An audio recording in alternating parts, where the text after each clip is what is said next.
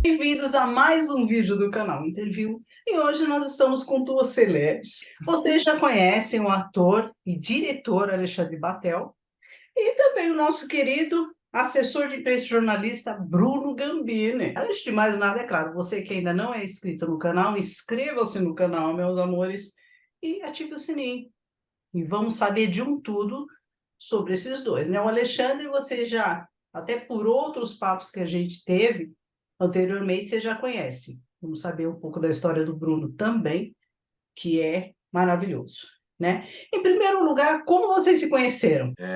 Eu tinha que assistir uma peça, né, que era do Danilo Rodrigues, que é ator também do meu grupo, e o Danilo me passou a data errada. Só que no dia que realmente era a peça, eu tinha 500 compromissos, que eu faço Papai Noel em dezembro. E aí eu tive um Noel em Alphaville, que terminou às 8 horas da noite. E era para eu assistir a peça do Danilo. Não sabia que o Bruno estava no elenco. Na Barra Funda, pois eu cheguei 9h01, um minuto atrasado só, ou seja, era para dar tudo de errado, mas eu tinha que conhecer essa criatura.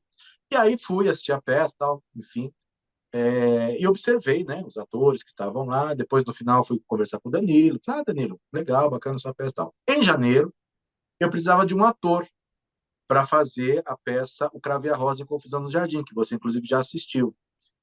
E aí eu falei, Danilo, me lembrei de um menino que estava na sua peça. Ele falou, o Bruno. Eu falei, não sei quem é, o nome eu não sei. Ele me mostrou a foto. Eu falei, é esse mesmo. Vê se ele pode fazer, né, e tal. E eu já comecei a admirar o Bruno desde ali, porque o Bruno estava com o pé quebrado e mesmo assim aceitou o convite e veio ensaiar.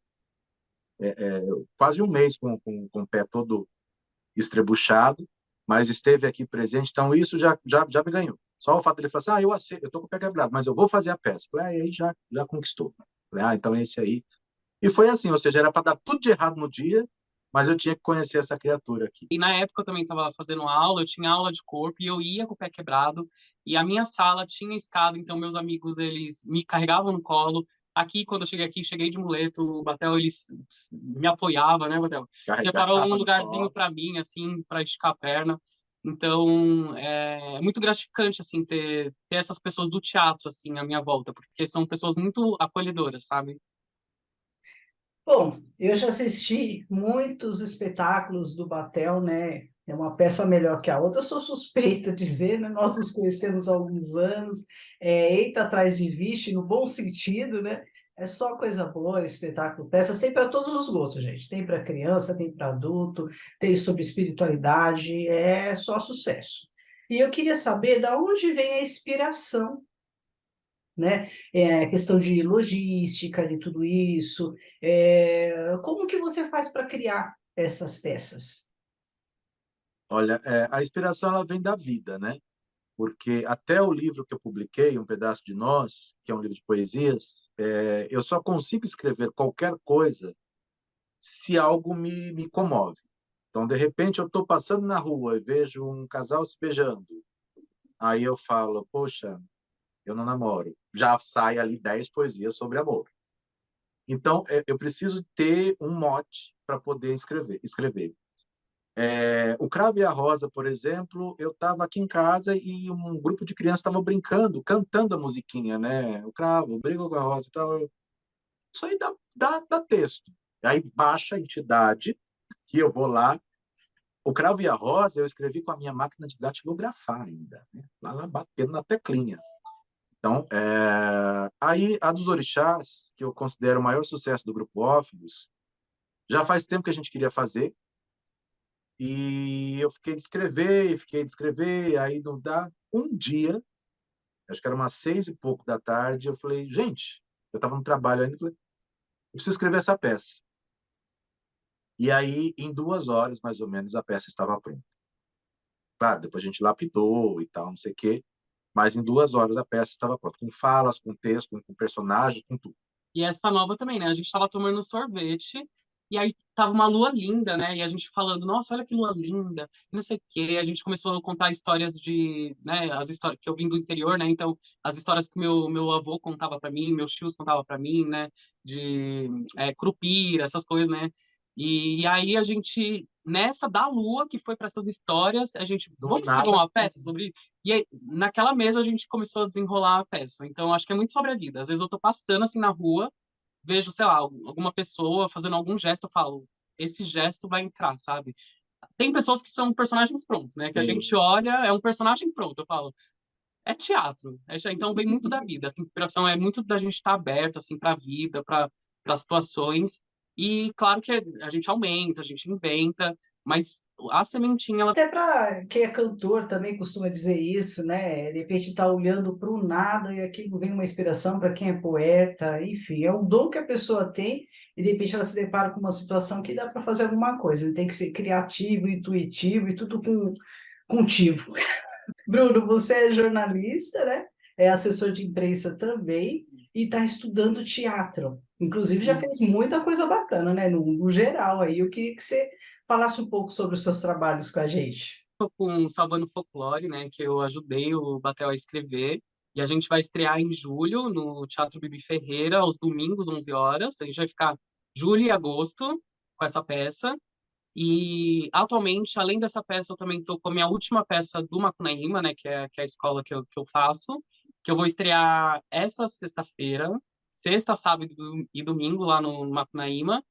E aí fora também, né, esses dois projetos, eu trabalhava, né, numa agência de comunicação, atendendo algumas marcas aí importantes, Drogaria São Paulo, Thermo Fisher, Artex, e eu faço tudo paralelo. A minha vida como jornalista, né, é sempre paralela aos meus trabalhos enquanto ator. A minha renda maior sempre foi como jornalista, né, trabalhando no trabalho fixo ali que a gente tem, né, todo mês, mas minha paixão mesmo é o teatro. E a gente tem alguns projetos aí, né? A gente estava até conversando, já falando sobre a entrevista, a gente já teve outras ideias aí Para para escrever novos é, projetos. Então, em breve, tem novas tem coisas novas que coisas. vão surgir. Mas já fiz muita coisa. Só na escola eu já apresentei peça online, né? Que eu peguei ali um período da pandemia, então eu fiz peça online, né, peça presencial. No grupo também a gente já fez algumas peças, a gente já rodou, né? Alguns lugares. É, e é isso. E aí eu estou disponível tanto para o teatro quanto para o jornalismo. E no jornalismo, minha carreira foi mais na assessoria de imprensa, né? Enquanto eu estive na faculdade, eu trabalhei no setor público, como assessor da Secretaria de Estado da Saúde. Depois que eu me formei, eu comecei a atender marcas, né, trabalhando com o setor privado. E é isso. Estou sempre em movimento, sempre em busca de oportunidades. Faço muita coisa aqui. Entrei como ator no Ófilos, mas hoje já E entrou para fazer um espetáculo, né? Que foi o Cravo e a Rosa. Aí, de repente, eu falei assim, Bruno, a gente vai voltar em cartaz com Amor para o Bar. Eu queria que você fizesse o Herê. Faço. Bruno, a gente vai estrear o Folclore. Vou fazer. Então, é uma coisa que eu gosto muito, que ele acredita nessa loucura que eu invento, né? Dessa na minha cabeça E maluca. eu dá sou normal. certo, né? Porque eu Ah, sempre muito estive normal. presente e eu vejo que tem um público grande ali. A galera curte bastante seu trabalho, é para o alto e avante, né? E além. Da época dos deuses, né? Que a gente fez lá no Teatro do Ator, que inclusive a gente em breve vai voltar com esse projeto, ano que vem, ó, spoiler, e o Bruno também vai participar. Olha, tá E aí eu vendo? fui Em aproveitando as primeira oportunidades. mão, em primeira mão. Como sempre, assim que eu gosto. Olha, Então, e aí eu só fui uma coisa. aproveitando as oportunidades, né, aqui no grupo. E como eu disse, eu entrei como ator, mas aí eu vi ali a rede social, falei, a gente tem que dar um up aqui, né? Vamos fazer, a gente já programa algumas coisas para rede social, eu junto com o Batel, né? A parte de assessoria de imprensa também, eu falei, não, ele nunca falou, você vai ser. Eu sempre fui encontrando oportunidades É aqui, legal que ele toma iniciativa e vai e faz. é, e eu não aprendi um exercício novo aqui na escola, vamos passar. Ele já me colocou como expressão corporal, né, da peça, coreografia. Ah, você faz aula de dança? Aí eu já preparei, né, algumas coreografias. Então, acho que o grupo independente é muito assim. A gente tem nossa expertise como atores, né, mas a gente também, muitos aqui, a gente tem outras profissões. Então, o que a gente puder trazer, a gente traz, né? Tá É, super certo. a gente explora os potenciais da Justamente. galera, né? Acho que é isso importante. que você traz, aproveita que a pessoa tem um talento, que não é porque eu sou diretor do espetáculo ou do grupo que eu sei tudo e vou passar tudo e tem que ser tudo do meu jeito. Muito pelo contrário. Eu escrevo, mas o personagem é do ator. Ele que vai trazer a essência, ele que vai trazer as coisas. Aí eu vejo, o Bruno sabe dança, sabe não sei o quê, que eu tenho defasagem também nisso. Vai lá e faz, tá? E vai, e faz, e monta coisas bem bacanas. Então, foi uma parceria que deu muito certo. Está dando e vai dar por muito tempo. Eu gosto de improvisar. Eu não sou muito bom em decorar nada, não. Né? Eu, quando eu vou entrevistar alguém, eu mando mais ou menos aquilo que eu vou perguntar e eu acabo falando outras coisas e assim a gente vai. Eu sou muito esquecida, quem me conhece sabe disso, tá? E para uma pessoa esquecida, decorar um texto para poder fazer uma peça e de repente chega lá na hora, a pessoa esquece e é ruim de improviso. O que que a pessoa faz na hora, gente? O que fazer? É, Já aconteceu com vocês? O que que vocês poderiam dizer sobre isso? eu acho que o ator, ele tá, como fala, ele já tá é isso, sabe? Tipo, vai acontecer. E eu acredito que isso deixa mais vivo o espetáculo. Então, dificilmente, assim, o ator, vai ficar num constrangimento, ou, sabe, vai, sei lá, sair correndo de cena, fingir desmaio. Eu acho que a gente tem que jogar com isso, né? Na escola, as professoras sempre, né, a gente tem aula de improvisação, essas coisas. Então, eu acho que faz parte do trabalho do ator ter que lidar com isso e eu acho que acaba deixando mais vivo, né? Porque é a vida, é você que tá ali, tudo pode acontecer, sabe? O teatro, ele é o ao vivo, né? Então, você não tem essa coisa da TV, errei, pausa, vamos gravar de novo, não sei o quê. O teatro não tem isso. E, assim, infelizmente, quem não tem essa malemolência de improviso ou qualquer coisa assim, acaba se dando mal na carreira. Uhum, Porque, por exemplo, principalmente quem faz espetáculo infantil, a criança, ela vê aquela figura, seja do lobo, por exemplo, vou dar esse exemplo dos três porquinhos. Eu fiz uma apresentação numa escolinha que não tinha palco, então era a quadra. O mais alto batia no meu joelho. A criança mais velha que tinha lá, acho que tinha 3 anos. Eu falei assim, gente, eu estava fazendo os três porquinhos e o lobo. Eu falei, eu vou entrar de lobo com aquela cabeça imensa, e eu tenho 1,83, aquele piquerrucho vai berrar. Pois eu entrei. Tinha uma cena que o lobo passava cola no chão para quando os porquinhos corressem, os porquinhos ficassem colados na cola. Só que no texto, na marca tal, os porquinhos pulam pela cola e o lobo fica preso. Me levanta uma criaturinha, lobo, mal sabia falar. Eu ajudo você. E me estendeu a mão. Primeiro que aquilo foi emocionante para mim enquanto ator. A criança acreditou no meu personagem, não teve medo e foi lá ajudar o lobo a sair da cola. Aí eu brinquei com ele, eu falei assim, então você vai, segura minha mão assim, puxa com força que eu vou sair da cola. Aí eu pulei, falei, olha, você conseguiu me sair da cola e tal. Aquela criança, eu garanto a você que naquele momento, não é porque fui eu que fiz, não, qualquer outro poderia ter feito, mas aquela criança, ela vai crescer com uma autoconfiança tão grande por causa de um gesto que foi muito simples para mim enquanto ator. Então, a gente precisa estar atento ao que o público vai falar. uhum, E eu sempre falo para eles, falo, gente, se alguém na plateia falou algo que a plateia escutou, significa que o ator no palco também escutou. Então, uhum. traz isso para a cena. Que aquela pessoa tem que se sentir importante, tem que fazer algo legal. E o improviso, ele faz parte disso. Tanto que a maioria das escolas, elas trabalham muito improviso. Você tem que ter o timing, você tem que ter o feeling da coisa. E, infelizmente, se você não tem isso, você vai acabar se dando mal. Na parte de teatro, de TV nem tanto, porque aí você troca, né? Dá Você pra corta, gravar. grava de novo e tal. Na teatro você tem que ter. E as pessoas falam muito, ai, decorar texto, decorar como se fosse um monstro, né? Eu, por exemplo, eu não tenho problema, assim, eu entro no processo, eu já sei que eu tenho um período ali de 6 meses, que é uma média, assim, de um processo artístico.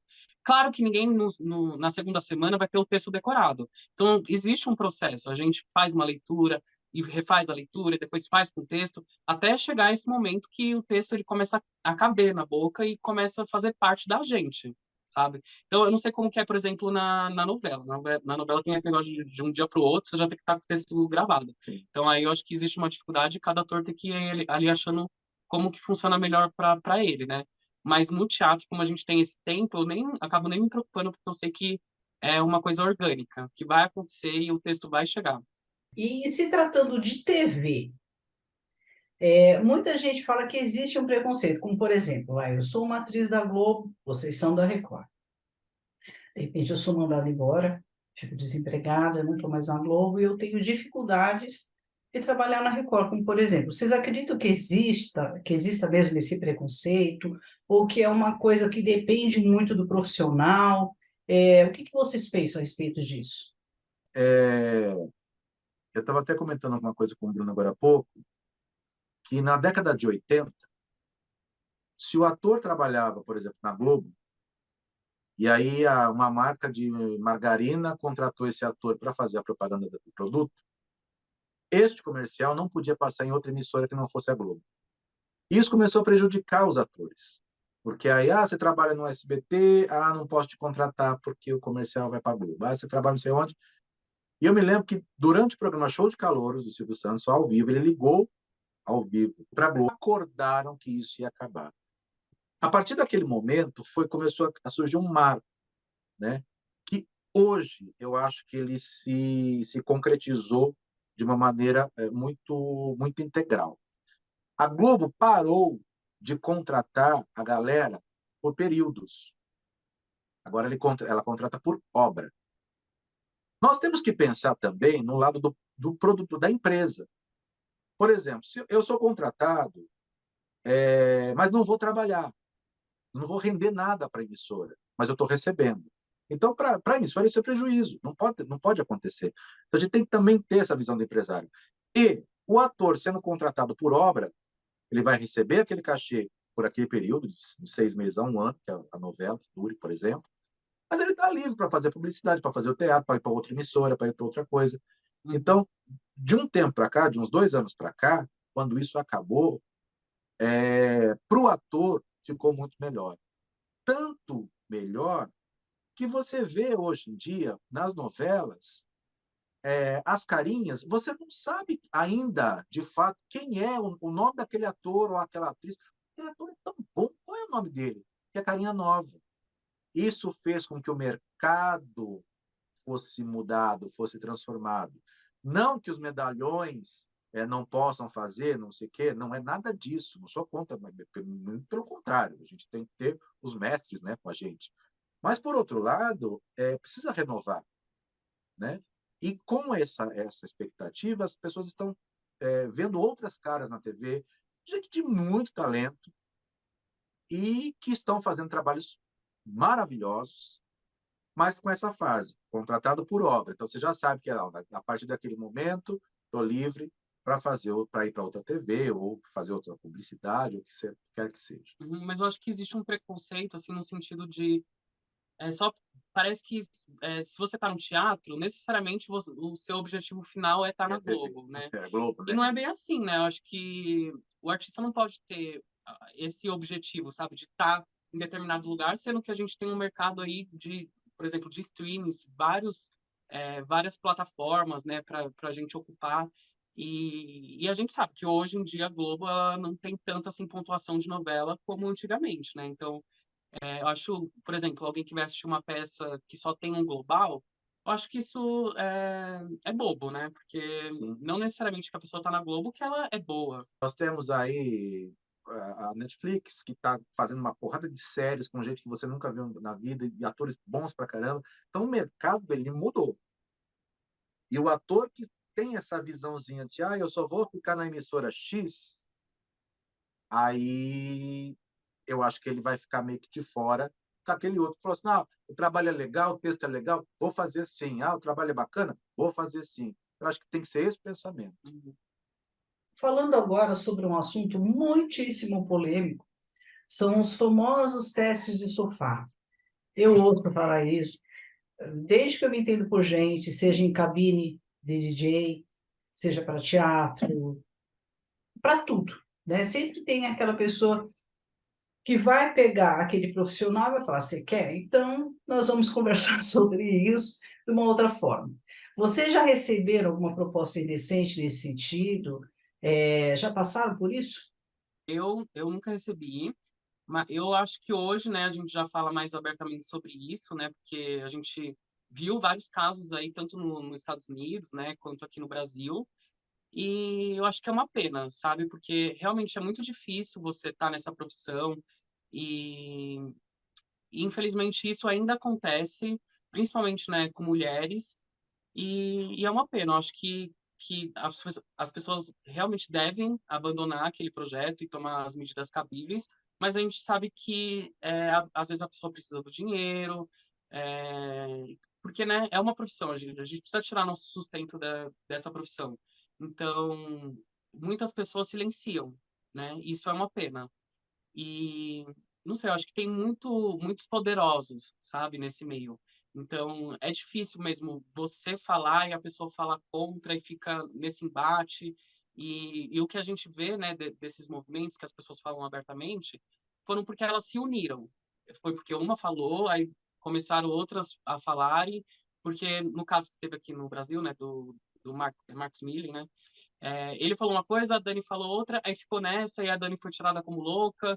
Enfim, então acho que é lastimável, né, que isso aconteça, mas também hoje, eu acho que como tem esse movimento, eu acho que esses abusadores acabam também ficando com medo, né, Se expor, né? de se expor e dessas pessoas tomarem coragem e falarem, né, expor, denunciar. A gente tem antigamente tinha muito dessa história, né? O teste do sofá. Então mas eu sempre tive na cabeça, nunca me ofereceram nada, até porque velho ninguém quer nada, né? Ah, meu bem, para aí. Você para com isso.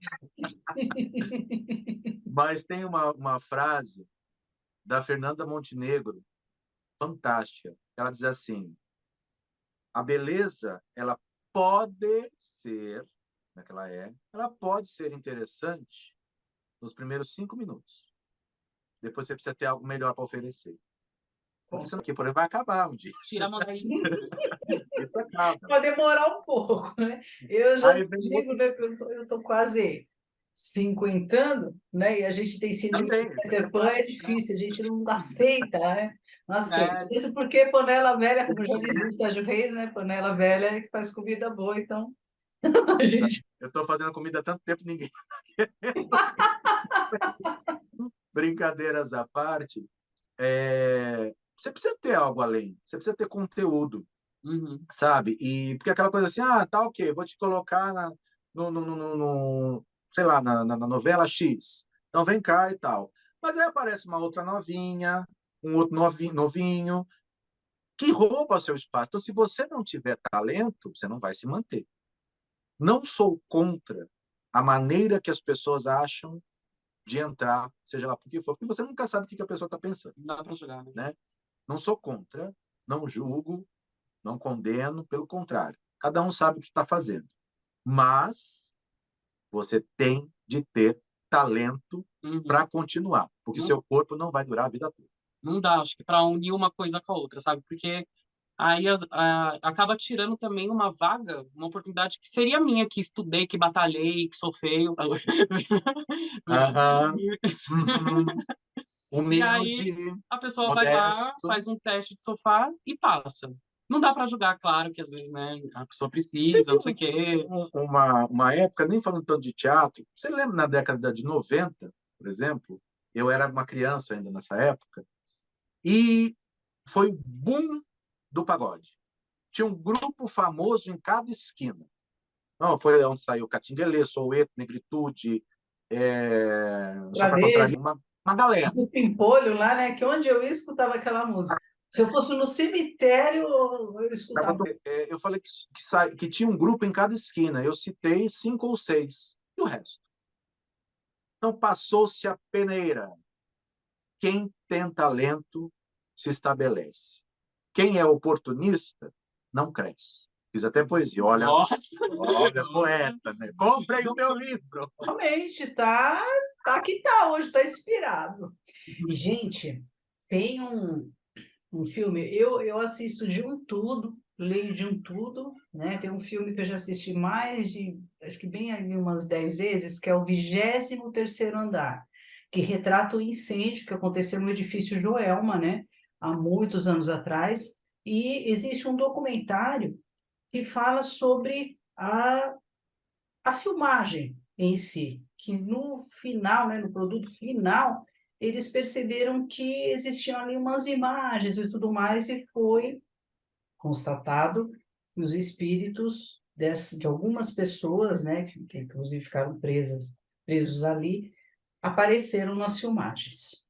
Eu, como por exemplo, eu tenho muito medo disso, né? Apesar de ter algumas experiências, que isso é uma pauta para depois, que o Batel já conhece algumas histórias minhas, mas já aconteceu com vocês de estarem assim no teatro e de repente apareceu uma assombração, apareceu, enfim, uma alma penada lá do nada?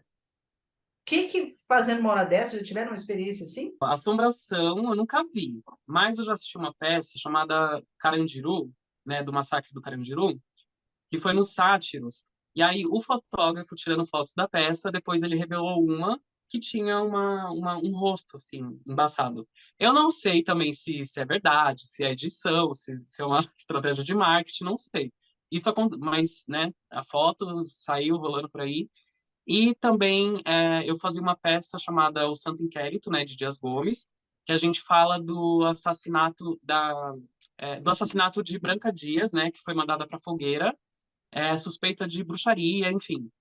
E eu fazia um dos padres, né, um dos principais padres dessa Inquisição, e em alguns momentos parecia que não era eu que estava falando, que a fala saía, sabe? E a gente sentia, assim, muita opressão por parte dessas brancas, assim. Principalmente quando a gente estava dando texto ali, elas sentiam uma energia, assim, de opressão, até chegar nesse momento da fogueira. Até esse momento da fogueira era uma energia, assim, que instalava no teatro espiritual. Então, a gente sentia realmente que alguma coisa estava ali, sabe, nos observando, fazia parte do espetáculo, uma energia de outro mundo. A gente tem vários relatos, né? Até porque geralmente nos teatros se velam os atores quando morrem, né? Então parece que o espírito fica por ali. Mas ver também nunca vi. Acho que se ver um dia eu devo estar, se eu vir, eu estaria correndo até hoje, né? E olha que eu sou espírita, mas é melhor deixar ali, né? Mundos separados. Mas você sabe que na peça Amor para Obá, o personagem que eu faço é Exu. E justamente por essa questão de falar, Exu é o diabo, é não sei o quê, o texto fala exatamente quem é o orixá Exu, que é o guardião, é o comunicador entre o céu e a terra, é o que traz a abertura de caminhos, é o que traz os ensinamentos. Não tem essa coisa de diabo, não sei o que tal. O diabo está em nós, né? Porque nós é que desejamos o mal para o vizinho, nós é que temos a inveja, nós é que temos. Isso aí deveria ser entre nós, né? E aí, eu escrevi o texto, né? Nunca falei o texto que eu escrevi. O elenco já sabe assim, entrou em show e cena, a gente pode agora, cada dia Cada dia era um, a gente... tá?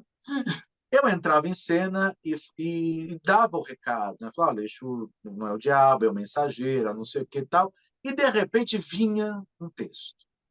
E muitas pessoas vinham depois falar que, não, esse texto era para mim. Você falou para mim?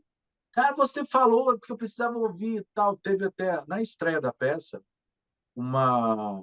Eu lembro muito bem dela, uma negra linda, assim, alta e tal. Ela chegou no final, falou, eu quero tirar foto com você. Falei, o que foi tal? No candomblé, a gente tem a preparação, né? Que é você deitar para o santo e tal. E ela deitou para Exu.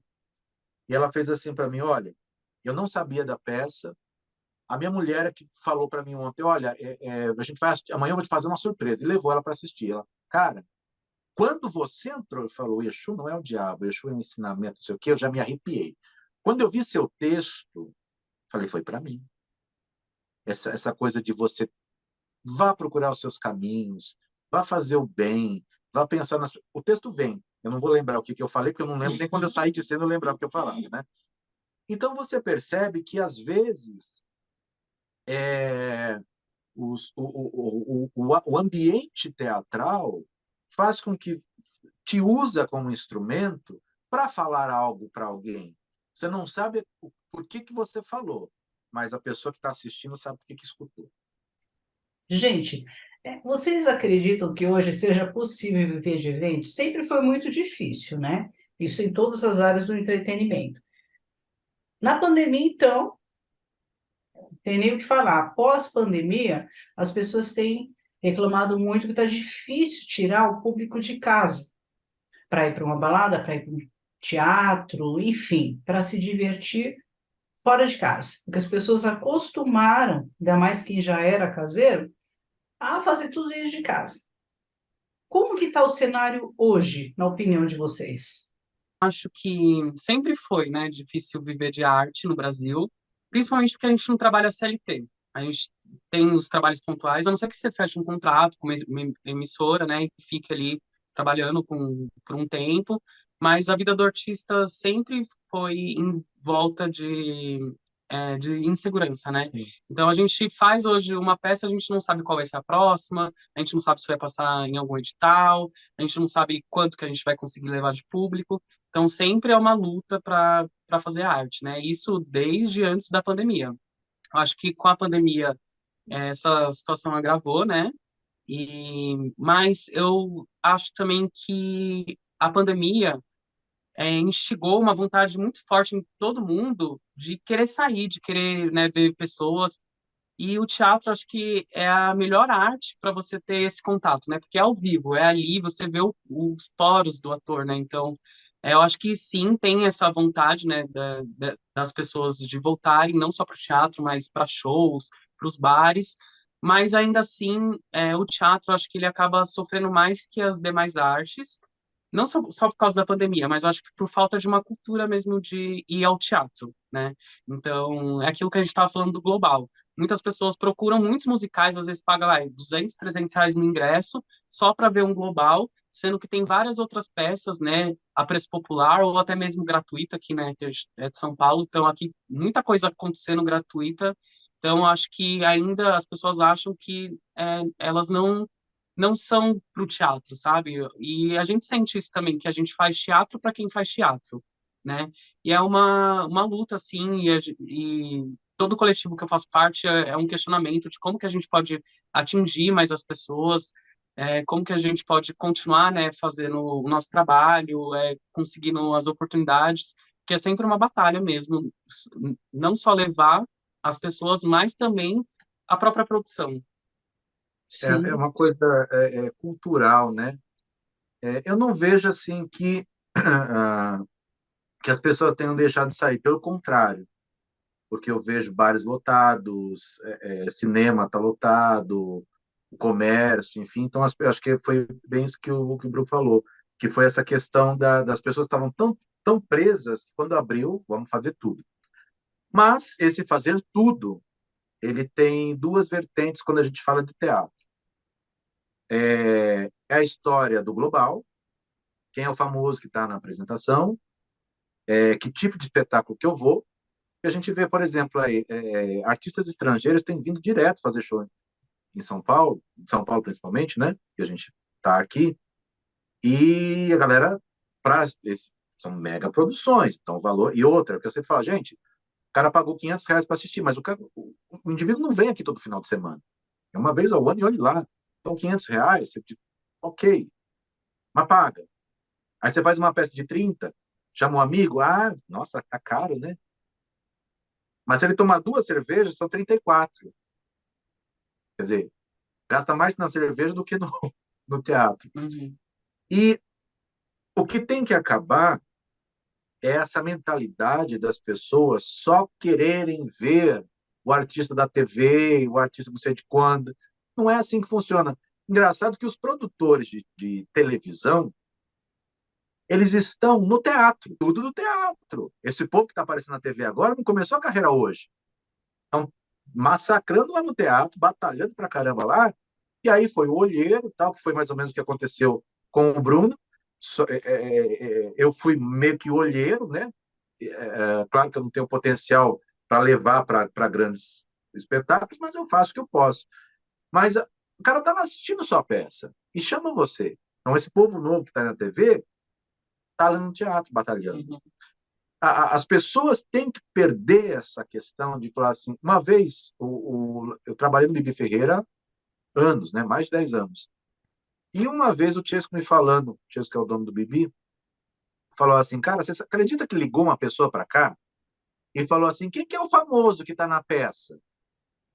Ele fez assim, todos, porque todos, de todas as peças que estão em cartaz no Bibi Ferreira, pegam condução, vêm ensaiar, às vezes com fome, vivem de bilheteria, mas fazem um trabalho com excelência para você assistir. E você está pagando R$ 30 para assistir essa pessoa que está batalhando para caramba.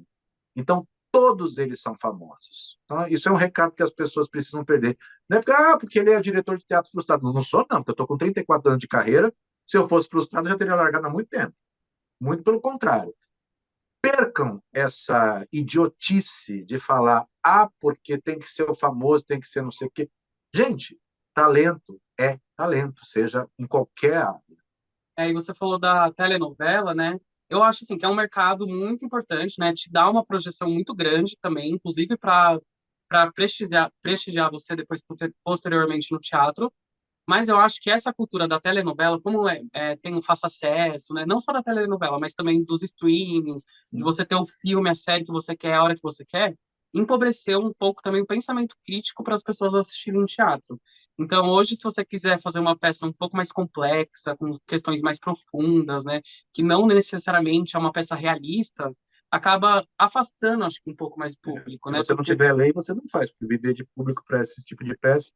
É engraçado que quando a gente vê, quando vai estudar teatro, principalmente a galera mais nova que vai estudar, vai pegar a essência, teatro antigamente era de quarta a domingo, sendo que sábado eram 2 sessões, domingo 2 sessões, e sempre lotado. Se você queria assistir um espetáculo, você tinha que comprar o ingresso hoje para assistir daqui 3 meses, porque não tinha mais vaga. E era de quarta a domingo, era um ápice. E espetáculos críticos, falando sobre questões sociais, falando sobre temas mais delicados. Vai fazer uma peça dessa hoje sem público. Por isso que o teatro virou comercial, porque o ator precisa sobreviver. Então, quando você pega, de repente, nós vamos fazer um projeto chamado Mambembe, né? Estava até lembrando. Você pega uma peça de Nelson Rodrigues, vamos fazer Nelson Rodrigues. Cara, para o ator é maravilhoso. Vê se vai alguém assistir. É. E hoje a gente tem que investir não só também na questão artística, né? Porque aqui no grupo, por exemplo, a gente traz workshop, eu estou sempre propondo coisas, a gente deixa sempre aberto para as pessoas proporem coisas. A gente investe muito no lado artístico, mas também na questão da divulgação. Então, a gente tem nossos flyers, a gente vai na rua, é boca a boca, a gente entrega na porta de teatro, porta de escola, e usa a imprensa, usa a rádio, podcast, dá entrevista. Então, a gente tem que equilibrar bastante hoje, né? A gente não só ensaia, mas a gente também está sempre divulgando, sabe? A mesma pessoa que está lá brilhando no palco, que está Está todo se mundo matando aplaudindo, aqui está para. lá chamando um por um, sabe? Na porta do teatro. Então, a gente tem que investir hoje muito também na divulgação. A gente tem que sempre estar O ator ele tem que postando ser tudo, coisa. né? Ao encarregar cenário, nós fizemos uma apresentação ano passado do Cravo e a Rosa, lá no Teatro Martins Pena, né? Alfredo Mesquita. Alfredo Mesquita, do grande Bicudo, né? Aquele que está administrando lá. E aí, era o mesmo dia da Marcha para Jesus. O teatro fica ali, na Campo de Bagatelle. O que aconteceu? Nós paramos a van 1,5 km antes.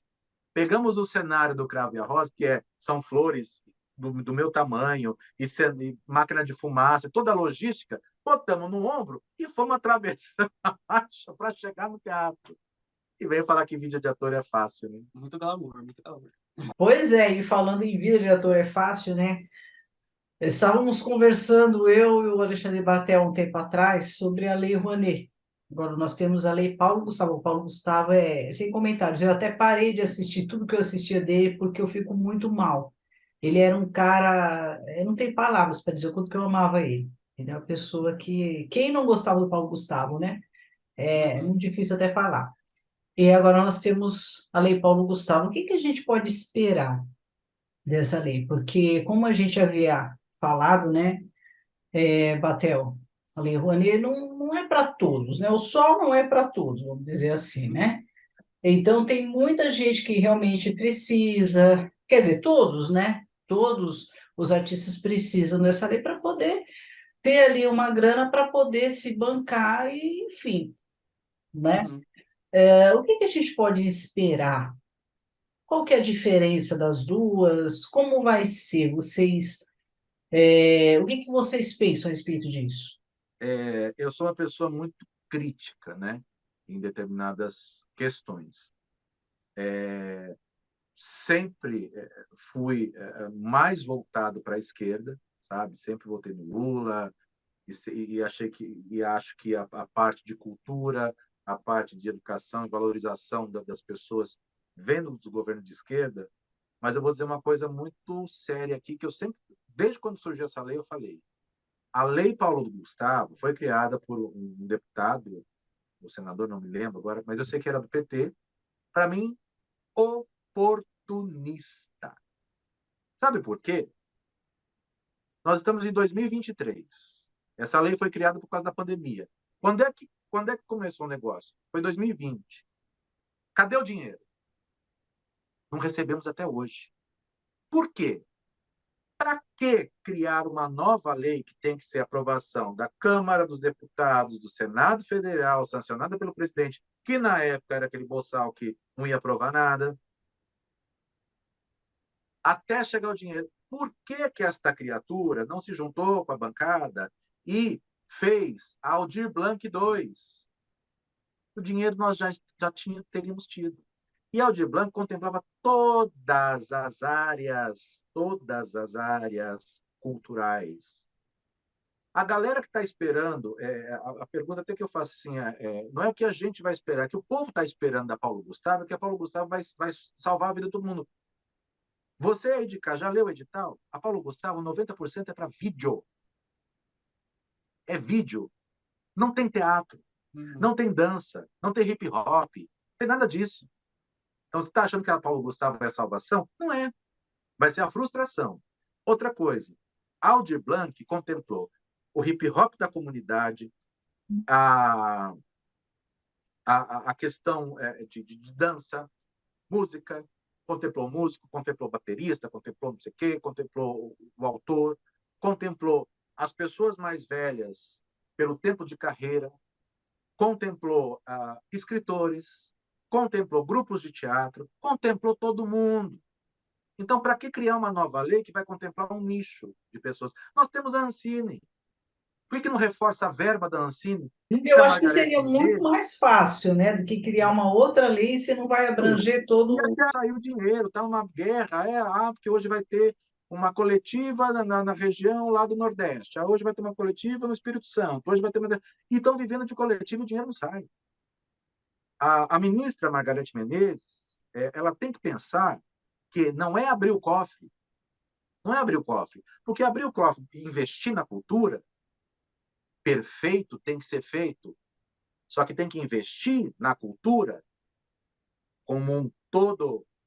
Não é cultura de nicho, porque não adianta você liberar lá, a cultura vai liberar 200 bilhões.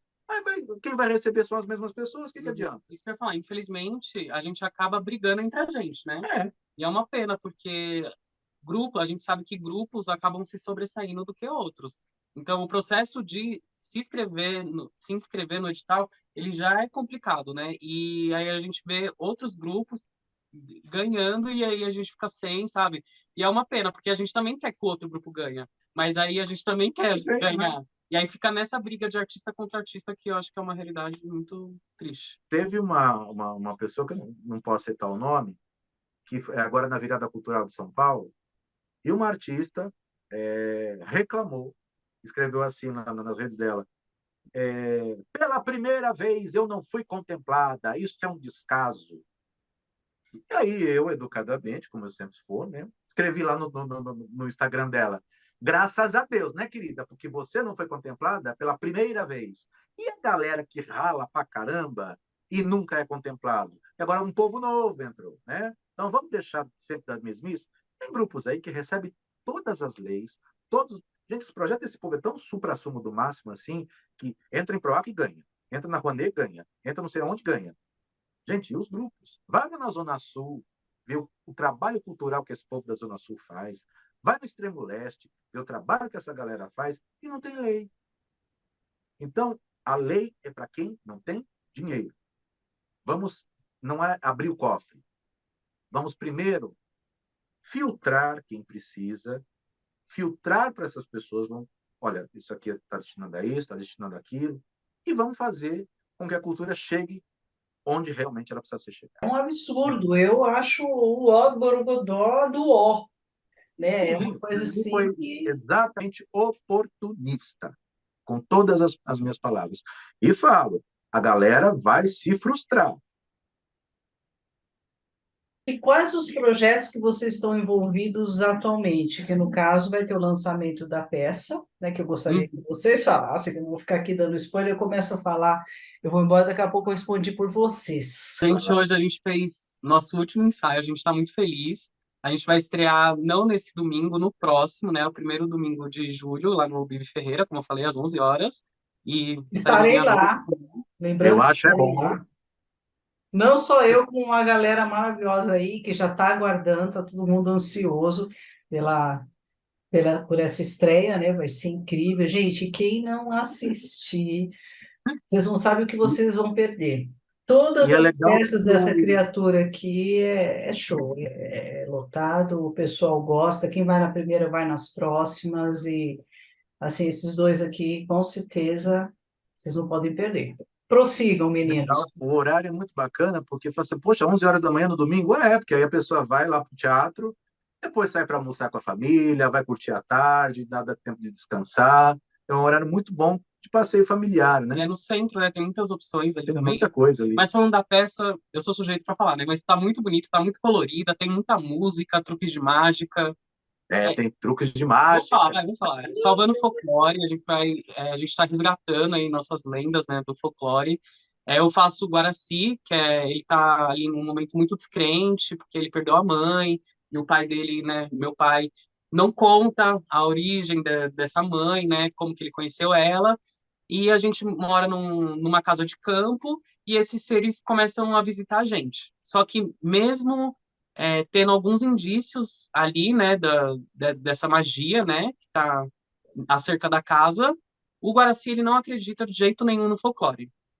Então aí vai se desdobrando vários acontecimentos e o final é um final muito lindo, assim, eu acho que muitas crianças, né, vão se identificar, principalmente crianças assim que estão desamparadas, crianças que a gente vê, né, hoje que muitas crianças estão deprimidas, né, com toda essa questão tecnológica, os avanços tecnológicos, a gente não vê mais as crianças brincando. Se você fala hoje de, por exemplo, de um personagem para uma criança do folclore, né, para uma criança, muito provavelmente ela não vai conhecer, né, porque hoje nossos personagens são outros, são sobretudo assim, né, dos streaming, né, dos filmes, e essas lendas, a nossa sensação é que elas acabaram se perdendo, tanto que nesse encontro foi difícil, né, até a gente comentar assim de certas lendas, porque a gente não Não lembrava. Eu lembrava. lembrava que meu avô me contava, mas eu não sabia, sabe? A gente fez uma profunda pesquisa, né, teórica, e juntos a gente descobriu muita coisa que ninguém sabia. A gente descobriu que aqui, por exemplo, tipo, o que uma lenda representa pra gente não é a mesma coisa no norte, é diferente. Então, fala muito sobre desse resgate de confiar na magia, né, no lúdico e nessa magia que há em cada um de nós. Porque o meu personagem, ele de fato, né, perdeu essa magia, ele ficou descrente e aos poucos ele vai voltando a ser criança. E é isso que de alguma forma eu quero passar, sabe? Que eu quero que as crianças se identifiquem. Vai Essa coisa do sentimento de perda, né? O que é você, como é que você lida com o sentimento de perda? E a partir desse momento, te encoraja a você crescer, a você se reerguer, ir à luta e enfrentar os seus medos, enfrentar os seus problemas, sempre com um sorriso no rosto. E esse é o objetivo do espetáculo, né? Nós temos o encantamento como mote, né? Tem cenas que, de repente, alguns objetos podem começar a flutuar em cena, Gosto de assim. repente pode acontecer alguma transformação em cena também, né? E fora esses efeitos, eu acho que o principal é levar essa magia, essa coisa de você acreditar, né? De você resgatar a sua esperança e ir à luta e enfrentar os seus problemas. Eu acho que é o grande. Ah, mas é uma peça infantil que vai fazer isso? Mas a criança não vai assistir sozinha, né? É, O adulto vai estar lá também, prestando atenção naquilo, e falar assim, poxa, eu educo meu filho desse jeito, será? Eu acho que é melhor eu rever esse modo que eu educo ele, passar por esse outro lado e tal. Porque é o convívio do pai e filho, né? Eu faço o Muras, que é o pai do Guaraci. Não tenho idade para ser pai dele, mas a gente. a gente pensa no nosso público que é a criança, mas a criança ela sempre está acompanhada com os pais. Então, na construção dos personagens, a gente toma muito cuidado para não deixar uma coisa caricata.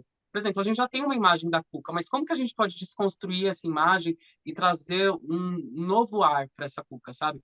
A Matinta Pereira, por exemplo, que é considerada, né, a vilã da peça. Mas ela tem uma transformação ali muito bonita, então a gente se preocupa de não deixar caricato, sabe? Deixar a Cuca sem trazer deixar a Cuca como é no nosso Como vilã, é imaginário, sem vilã. trazer uma coisa nova do nosso olhar, né, enquanto artistas criadores, porque todos nós somos adultos. Então, acho que é uma diversão também para os pais que também vão se identificar podem se identificar com os personagens.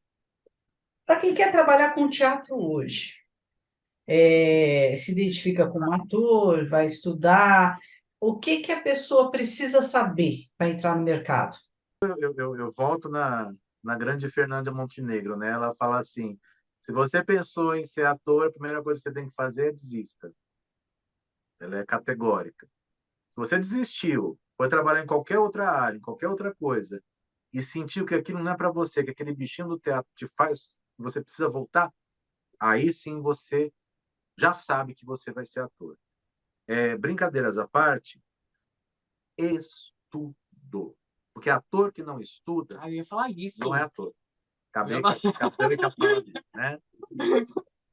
Fala que tem que Não, estudar. eu acho que você tem que saber de onde você veio. Você tem que saber da sua raiz, tem que saber onde você quer chegar, porque é um caminho muito sinuoso, né? Então, para você se perder, eu acho que é muito fácil. Para você receber aplausos, você achar que você é o máximo, e ter sei lá, um surto aí narcisista, é muito fácil. Então, o que eu digo para as pessoas, além de estudar, né, tem que estudar, mas se voltar para si, se autoconhecer, fazer terapia, cuidar da mente, cuidar do corpo, porque não é a apresentação é maravilhosa, claro, mas existe um processo. E esse processo ele é diário. Então, diariamente a gente tem que se trabalhar. É aquilo que a gente está falando de observar, a gente tem que estar atento, a gente tem que estar antenado, observar, porque não é só pompa e paetês.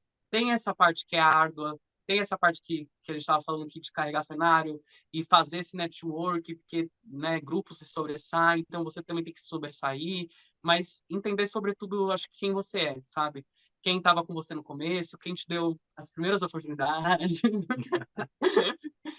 quem te deu apoio, né? Meus pais foram fundamentais também, assim, eu sou muito privilegiado, assim, de poder ter feito o meu curso, sabe, ter um teto para morar, ter feito minha faculdade para poder bancar meu teatro. Então, é muito difícil mesmo, assim, você só seguir essa profissão e sem ter, né, essa rede de apoio, sem ter amigos, sem ter pessoas que acreditam em você. A questão do teatro é cultural. Muita gente nunca foi e diz que não gosta. Imagina que seja algo lúdico, meio parado. E tem entretenimento para todo tipo de pessoa, né? Tem peças ou apresentações um pouco mais é, diferenciadas, vamos dizer assim, tem outras que são mais animadas, mas enfim, é arte. Arte é o que move o mundo. A gente já sofre tanto, principalmente nesse país, que só tem desgraça, né? Só não tem terremoto, né? Apesar que eu não posso falar isso, que esses dias tremeu aqui, né? Então, e aí tudo mais. Então, isso aí eu retiro o que eu disse. Aí eu vou. A gente sofre tanto, a gente vive num país tão difícil. Se não fosse o humor, se não fosse a arte, se não fosse tudo que a gente tem de entretenimento, o que seria do Brasil, né? E o que vocês diriam para todos os amigos, pessoas que prestigiam vocês já há algum tempo, uma mensagem do coração, uma mensagem especial? Eu só tenho a agradecer, assim, porque é difícil, assim, levar, né? Até os amigos, assim, a gente convida aí, parece um, dois, né? Mas os que vão, eu guardo, assim, eu guardo no coração e só agradecer os que vão, os que foram, né? Os que vão, porque o processo, né? A nossa arte, ela é muito sobre a gente, né? Quando a gente está no palco, não é, eu acredito que não é personagem, é eu em outras circunstâncias, sabe? Então, a gente fica muito exposto ali no palco e é sensível, né? Então, acontece ali, fica na memória. Então, quando a pessoa também partilha, é uma coisa que aconteceu eu e você e não tá no YouTube, não tá na TV, ninguém vai poder mais saber, sabe? Porque já foi, é o momento. Então, eu tenho um profundo carinho, assim, por todo mundo que já me assistiu, pelos amigos, pessoas que também eu não conheço, né? Que de alguma forma eu toquei. E é isso. Eu acho que só agradecer mesmo. Tem uma música que eu faço, eu não me lembro o autor, mas quem gravou foi a Alcione, num dos penúltimos CDs dela, e eu acho que são as palavras ideais, apesar de estar sendo redundante, né, copiando a palavra dos outros para mim, mas é isso. A gente fica tão feliz quando você faz um trabalho e aí uma pessoa vem e fala assim, olha, a sua mensagem me tocou, obrigado pelas palavras que você proferiu. Então eu só tenho a agradecer, de fato, a todas as pessoas que me deram a mão, as pessoas que viraram as costas também, as pessoas que me empurraram, achando que ia cair, as pessoas que me ampararam, porque a vida não é só glória, né? Tudo faz com que você cresça, tudo te faz reaprender. Então, as críticas que a gente recebe, aos elogios, as palavras ruins também, que para a gente pode ser ruim, mas você não sabe o momento também que a pessoa está se proferindo aquilo, como é que ela estava. Tudo isso eu agradeço imensamente, porque a cada crítica, boa ou negativa, que a gente receba, é alguém que foi lá te assistir, é alguém que foi lá te prestigiar, é alguém que parou o tempo, que foi lá, pagou ingresso para assistir você, que gastou, sabe, o dinheiro de repente que não tinha para lá te ver. Então, essas pessoas é que dão base de sustentação para que a gente continue. E eu, como eu disse, estou com 34 de carreira. É uma história, né, de vida e que nunca desisti. Por mais que, de repente, a gente sorria aqui, eu feche aqui a janela, deite e passe a noite chorando, no dia seguinte sempre vai amanhecer, né? A gente sempre tem essa Ai, esperança, que lindo, você um está novo citando cada amanhecer. coisa aqui, fazer um livro de poesia. Comprem meu livro, já lancei um, chama-se Um Pedaço de Nós. Então é isso, acho que é a palavra. E pouca gente sabe, mas no grupo não existe só os artistas, né? A gente tem uma equipe aqui, a gente tem contra-regragem, a gente tem a mãe do Batel que recebe a gente aqui, faz comidinha gostosa pra gente, a gente tem nosso motorista. Então, existe toda uma estrutura, né? É uma máquina mesmo o teatro, né? As pessoas acham que é só os É artistas que questão estão de em decorar o cena. texto e vai lá. Vai lá. A gente tem aqui o Thiago, que cuida de toda a parte da digital nossa, né? Toda a estética, toda a parte de flyers, de divulgação. O Thiago que faz esse marketing digital com a T Digital.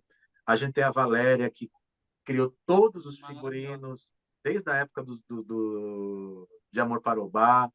Agora fez figurinos fantásticos para o folclore.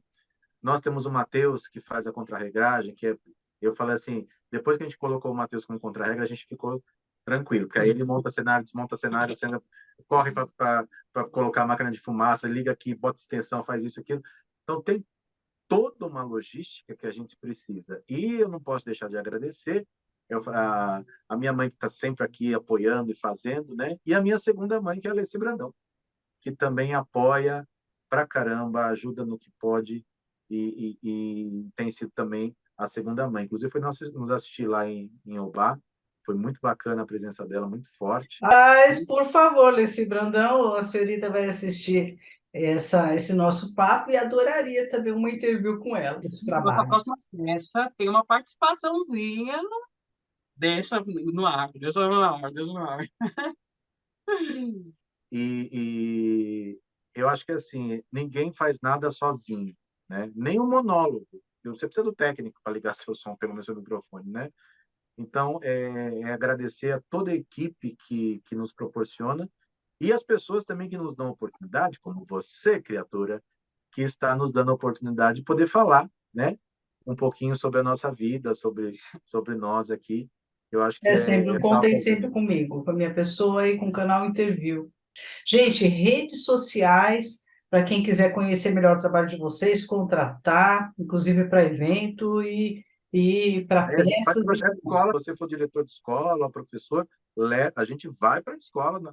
É difícil levar os alunos para o teatro? Não tem problema, a gente vai para a escola e apresenta aí, viu? Se você for marca Maravilha. também, quiser patrocinar a gente, rede social, @Brugambini, tô no Instagram. Só no Instagram, não tem Facebook, não tem no TikTok, mas Instagram mesmo. O meu Instagram é @ator_Batel com 2 T's. E o Do grupo grupo, Ófilos, @teatro.ófilos. Ófilos é OFILOS. LOS. Nós temos o site, né? Que é teatroófilos.com.br. Os ingressos do Salvando Folclore estão disponíveis no Simpla, No né? Simpla, no Sampa Online, no Passeio Kids, no Bilheteria Express. Inclusive no nosso site também, Ófilos, grupoófilos.com.br, também está disponível lá. E me achem, se colocar Alexandre Batel no Google, vai aparecer uma série de coisas aí. Só os credores abafam. Gente, acompanhe esses garotos nas redes sociais, não percam as peças dos espetáculos que são sensacionais. Não é inscrito, novamente, inscreva-se no canal, ative o sininho e bora para o próximo vídeo. Beijo enorme. Muito Beijo, muito obrigada. obrigado.